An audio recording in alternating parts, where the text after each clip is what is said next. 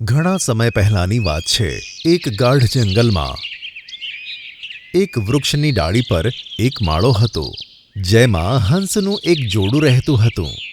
તેમને એક બાળક હતું, જે જન્મથી જ કાળું હતું। તેના જન્મતાની સાથે જ તેના માતા પિતાએ તેને કોસવાનું શરૂ કરી દીધું હતું। આ જો કેટલો કાળો છે! આપણી પ્રજાતિમાં તો કોઈ જ કાળું નથી હોતું, પછી આ ક્યાંથી આવી ગયો? હા, સાચું કહો છો તમે। ખબર નહીં આપણા બાળકને જ કાળું બનવું હતું। આના લીધે આપણે બીજાને મોઢું બતાવવા લાયક પણ નથી રહ્યા। કદાચ આપણું પણ એક સુંદર બાળક હોત, જે સમાજમાં આપણું માન વધારે। અને આમ દિવસો વીતતા ગયા, અને એ દિવસ પણ આવી ગયો જેનું હંસનું જોડું આતુરતાથી રાહ જોતું હતું। તે હંસોને એક સુંદર મજાનું સફેદ બચ્ચું થયું, જે બિલકુલ પોતાના માતા પિતા જેવું સુંદર દેખાતું હતું। આ જો, આને કહેવાય સુંદર હંસ। અને આ કાળા હંસને જો, જોનાર પણ વિચારમાં પડી જાય કે આ હંસ છે કે શું છે। જી, તમે કેમ ચિંતા કરો છો? આપણું નાનું બાળક એટલું સુંદર છે। હવે આપણે બધો જ વહાલ આપણા નાના બચ્ચાને કરીશું। મમ્મી પપ્પા, તમે બંને મને કેમ કોસતા રહો છો? હું કાળો છું તો શું તેમાં મારી ભૂલ છે? ચૂપ કર! તારા લીધે બધા અમારો મજાક ઉડાવે છે। તને અમારું બચ્ચું કહેતા અમને શરમ આવે છે। કાળું બચ્ચું રડતા રડતા આકાશ તરફ ઉડી જાય છે। એક દિવસ પોપટ રાજાએ બધા પક્ષીઓ માટે જંગલમાં જમણવાર રાખ્યો। તેમાં બધા પક્ષીઓ પોતાના બાળકો સાથે આવ્યા હતા। અરે, આ કાળા હંસના માતા પિતા પર તો દયા આવે છે। એક બચ્ચું કેટલું કાળું છે, અને બીજું બચ્ચું તો જુઓ કેટલું સફેદ, નજર નથી હટતી। ત્યાં જ પોપટ રાજા ત્યાં આવે છે અને કાળા હંસના બચ્ચાને જોઈને કહે છે, આ બાળક કેટલું કાળું છે! આ તો તમારા હંસના સમાજ ઉપર કલંક છે। આજ સુધી અમે આટલું કાળું બાળક હંસને ત્યાં પેદા થયેલું નથી જોયું। હા રાજાજી, અમારી પ્રજાતિ એટલી સુંદર અને આકર્ષક છે કે બધાને સુંદર લાગે છે। કાળું હંસ બધાની વાતો સાંભળીને ઉદાસ થઈ જાય છે। તો શું થયું કે હું કાળો છું? એવું જરૂરી નથી કે બધા પક્ષીઓ એક જ જેવા હોય, અને હું ખૂબ જ સુંદર છું મારી નજરોમાં।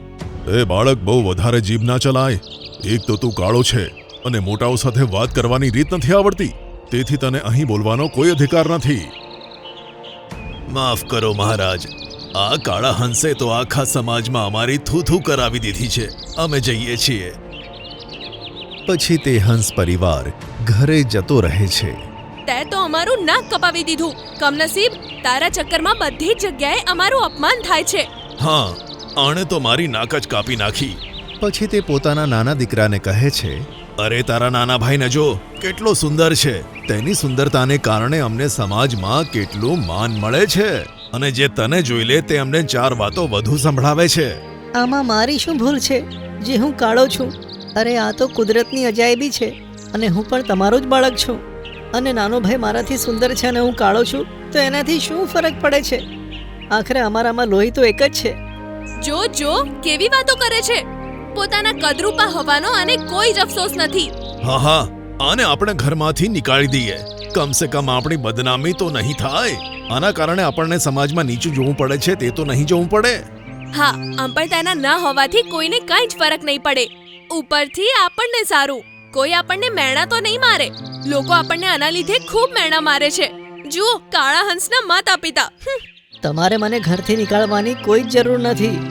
હું પોતે જ ઘર છોડીને જઈ રહ્યો છું। મારે આવા ભેદભાવવાળા પરિવારમાં રહેવું જ નથી, કે જેમાં કાળા અને ગોરા વચ્ચે ભેદભાવ થતો હોય। અને કાળો હંસ ત્યાંથી જતો રહે છે અને કોઈ બીજા જંગલમાં જઈને રહેવા લાગે છે।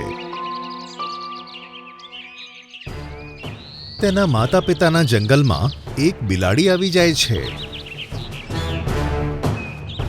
અને તે બિલાડી ધીરે ધીરે કરીને જંગલના બધા પક્ષીઓને મારી નાખે છે। પણ કાળા હંસની માં બચી ગઈ હતી। પછી જંગલના બીજા પક્ષીઓ પાસેથી કાળા હંસને આ વાતની ખબર પડે છે। અરે ભાઈ કાળા હંસ, સાંભળ્યું છે તારા જંગલમાં શિકારી બિલાડી આવી ગઈ છે, અને તેણે બધા જ પક્ષીઓને તેનો શિકાર બનાવી દીધો છે। બસ થોડાક જ બાકી રહ્યા છે। શું તું સાચું કહે છે? જો એવું હોય તો આ મુશ્કેલ સમયમાં મારે મારા પરિવારની સાથે રહેવું જોઈએ. કાળો હંસ ઉડીને પોતાની માં પાસે જાય છે. માં, તું ચિંતા ના કરીશ. હું હજુ જીવતો છું. હું તને કશું જ નહીં થવા દઉં. હું તારું ધ્યાન રાખીશ. બેટા, તારા પપ્પા અને ભાઈને પેલી શિકારી બિલાડીએ મારી નાખ્યા.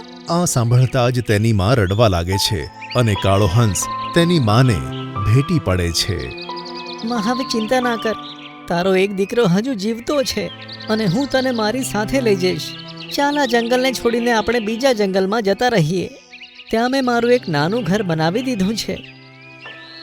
જેવો જ કાળો હંસ તેની માને લઈને નીકળે છે ત્યાં જ પેલી ક્રૂર બિલાડી ત્યાં આવી જાય છે. અચ્છા, મને તો લાગ્યું હતું કે ફક્ત એક જ હંસ બાકી છે, પણ અહીંયા તો એકની સાથે એક ફ્રી મળી ગયું. ક્રૂર બિલાડી, જો તે મારી માને કશું જ કર્યું તો મારાથી ખરાબ કોઈ નહીં હોય. અચ્છા, તો પહેલા તને જ ખાઈ લઉં, કાળા હંસ. પછી બિલાડી જેવી કાળા હંસ પાસે જાય છે ત્યાં જ કાળા હંસના મિત્રો ત્યાં આવી જાય છે. બાજ, ચિંકી ચકલી અને બધા મિત્રો મળીને તે બિલાડીને ચાંચો મારવા લાગે છે. જો ક્રૂર બિલાડી, આજે તને તારા ખરાબ કર્મોની સજા મળી રહી છે. છોડી દો મને, મને જવા દો. હવે હું કોઈને નહીં મારું.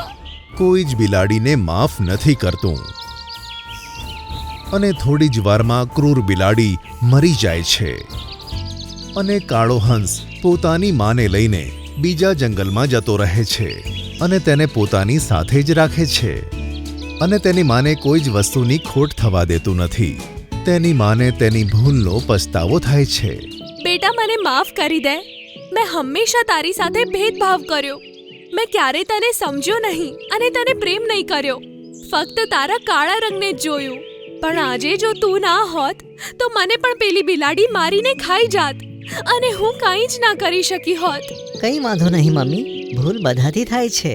અને સારી વાત તો એ છે કે તમને તમારી ભૂલનો પસ્તાવો થઈ રહ્યો છે અને તમારા વિચાર બદલાઈ ગયા કે કાળા અને ગોરામાં કોઈ જ ફરક નથી હોતો. બધા એક સમાન હોય છે. ત્યારબાદ કાળો હંસ અને તેની માં તે જંગલમાં ખુશી ખુશી રહેવા લાગે છે.